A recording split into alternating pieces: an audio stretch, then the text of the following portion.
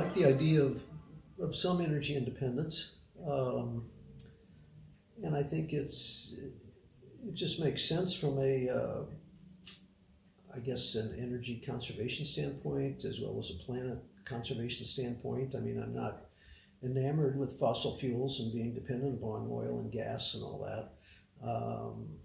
And plus, it's the sun's free and it has a long lifespan. So it was primarily the ability to generate energy in a more healthy manner in terms of the planet.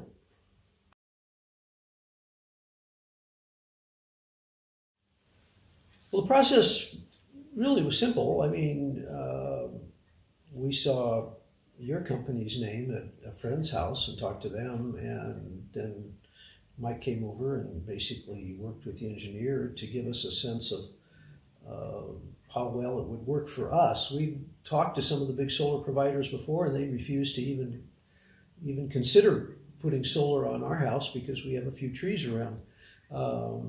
And Mike was very positive about it, and the engineers, figured out we could trim a few trees and, without hurting them, and get a pretty good return in terms of generating power. And that's exactly what's happened. I mean, we're generating a fair amount of power now. So the process was really, in retrospect, pretty easy. Actually, we didn't have to do much. I'm more detail-oriented than most people probably, so I probably drove Mike nuts. But really, everything they said they would do, they did. And when there were little glitches, they got fixed promptly. And it wasn't any kind of a problem.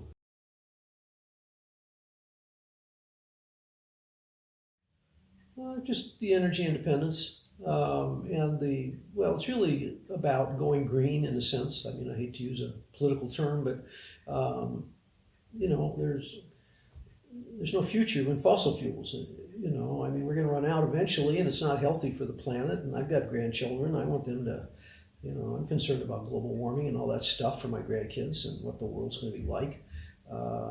So I think this is a cleaner way to generate power.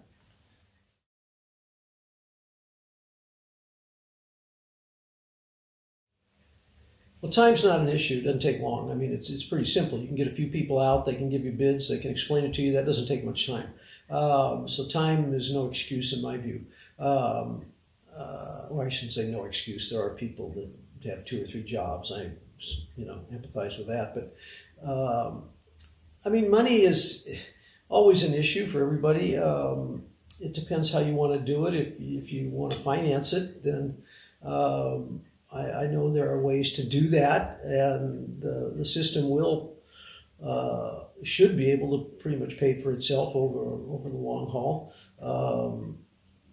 I mean, obviously you have to have enough cash. I'm sure there's some sort of deposit that would have to be made if you financed it. I was surprised, I guess, that we paid cash, and so we had enough savings to be able to do it. And I was surprised at the cost. It was relatively low. I thought our total cost was quite reasonable.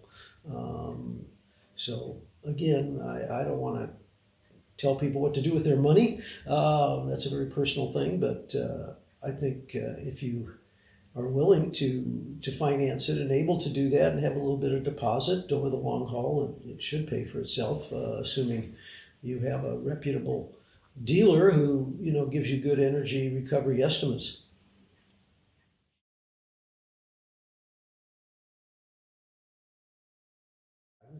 I don't see a reason not to go solar.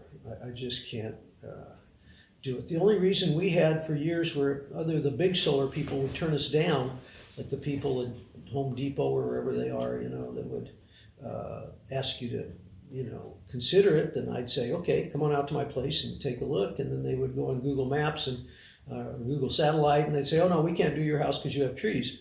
And I would say, if you have some trees that are going to block the southern exposure, then, that's something you need to talk about with whoever comes out to your place to make sure that either you get the trees trimmed a bit. You can't trim them too much. You don't want to hurt them. We have big, beautiful oak trees here, so you don't want to hurt them. and it may not be possible, so that's the one thing that you got to be aware of, or that if you have trees and you still want solar, you may not get the total energy recovery that the system can do. That's one thing you got to pay attention to.